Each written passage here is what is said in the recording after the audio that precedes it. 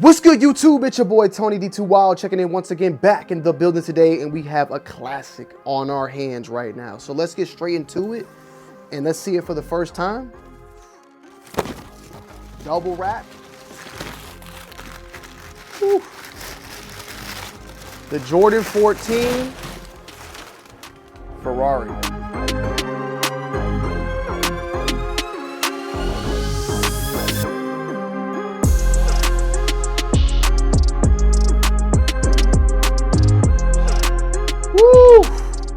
This is a classic right here, y'all. It's a classic. The Jordan 14 Ferrari. These last time released in 2014, and this was the first Jordan that I remember, at least, like as a standard, at least I would say, retailing at $200. The Jordan 14 itself, as you may know, is modeled after the Ferrari 550M, a car that Jordan actually owned. And this is not the first time we've seen a Jordan designed after a car. The Jordan 4, the Jordan 6 had the spoiler on the back, just like Jordan's Porsche 911. And now we have here as well the same feature featured on the Jordan 14. This though being modeled after a Ferrari. And of course you can see the colorways, the Ferrari type of theme that is going on with this shoe. But it's also a very unique shoe for the 14 within itself based upon the materials. One being also a totally seamless Jordan 14, as well as the shark fins, or the fangs, or the shark tooth, as people like to call it, being decked out in a carbon fiber-like look. Also sporting something that is seen on Ferraris as well. You also have the Jordan emblem in that yellow to kind of mimic that Ferrari look overall.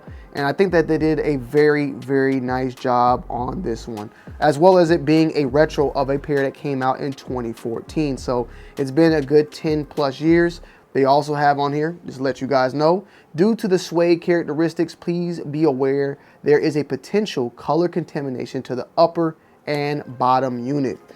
We've been seeing this more and more on sneakers now, especially for what we've seen happen in the past, where stuff like this, when it gets wet, it may bleed on to other parts of the sneaker. So I guess Jordan brand is trying to set up a precaution so that they don't get in trouble down the road. We're gonna take out the other one real quick.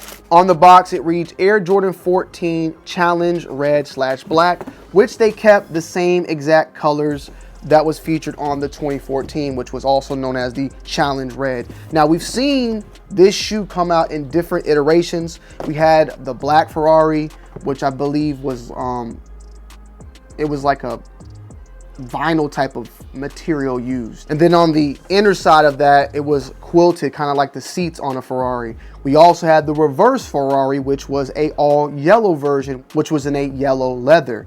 I actually like those a lot. I did own them for quite some time and then I got rid of them. But this is a particular one that I definitely want to add back into the arsenal, because the pair that I did have, I eventually got rid of it because this all started fading and it died.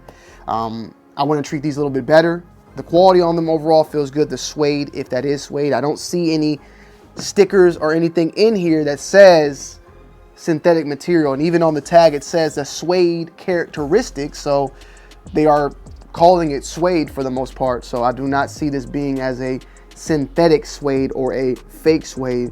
It seems to be legit for the most part. Now the retail price point on these are coming in at $210 so far, so that is a $10 price increase on this particular pair from a 10-year-old shoe, which I'm mad for any increase. But compared to what Jordans cost in 2014 compared to now, because I think back in 2014 we were in like the 180s, this was a $20 price increase for this particular pair. We see that now fast forward as a $10 price increase for this actual specific release of the time. When you look back at 2014 though, that was 180. Now we're at 200, 210. You're looking at a $20 to $30 price increase for Jordans this overall. And just to get some confirmation, a Jordan 14 black toe from 2014, which I actually own this pair, it retailed for $170. So it wasn't even 180, it was 170. Jordan 6 infrared, $170. Now the rumored release date for this particular shoe is April 30th. So there is quite some time away from this particular shoe. So keep that in mind. but it is worth noting and letting it be known that this is what is coming on the horizon. I think we're still midway through, not even midway through March right now, but this is definitely going to be a big time shoe, I think, coming in for the month of April, which April itself has some nice releases as well. But this one, definitely dope. Another one of the classics that added on to what I think makes 2025 a phenomenal year. A lot of the big time bangers. Basically, like, if you're a new sneakerhead, it's kind of funny. Like, when I started doing YouTube in 2013, 2014, there were sneakers that were retroing that had released 10 years prior. So people were trying to get those because their last pairs were, you know, destroyed. Now, fast forward 10 years later, the shoes that I started my YouTube career off of are now coming back out. So it's like people that are coming in fresh as a new sneakerhead, they got opportunities to grab shoes that once they released back then were kind of hard to get hands on. These were not the easiest at all, actually.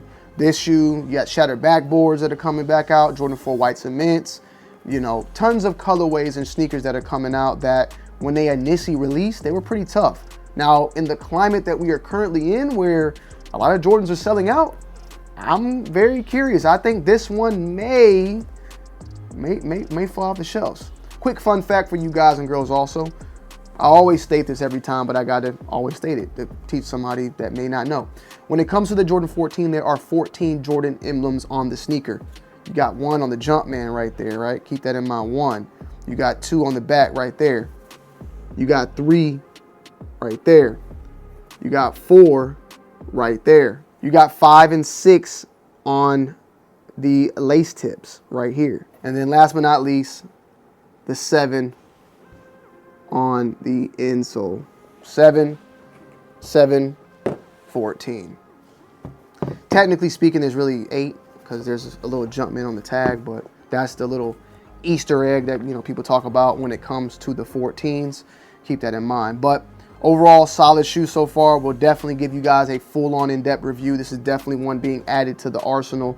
This is a classic. It's not an original colorway, but it is a classic colorway, and it's a shoe of my YouTube heritage, I would say, my YouTube upbringing, man. This is one of the hot shoes. These, I'm looking forward to seeing these come out. I'm also looking forward to seeing if we ever get a pair of Jordan 4 Toros. That is a shoe that your boy definitely wants to get hands on. So I'm gonna be definitely, you know, hoping and praying we get that down the pipeline.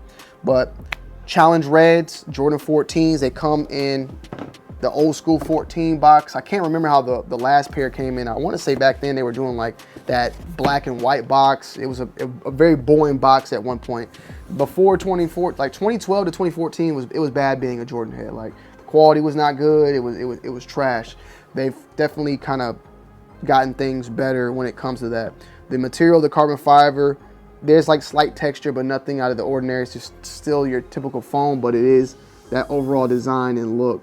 But I think that these are going to do extremely well. I can see these selling out. Like, I think these are going to be hyped up, but they deserve it. Like, they deserve it. Like, some shoes just deserve that hype.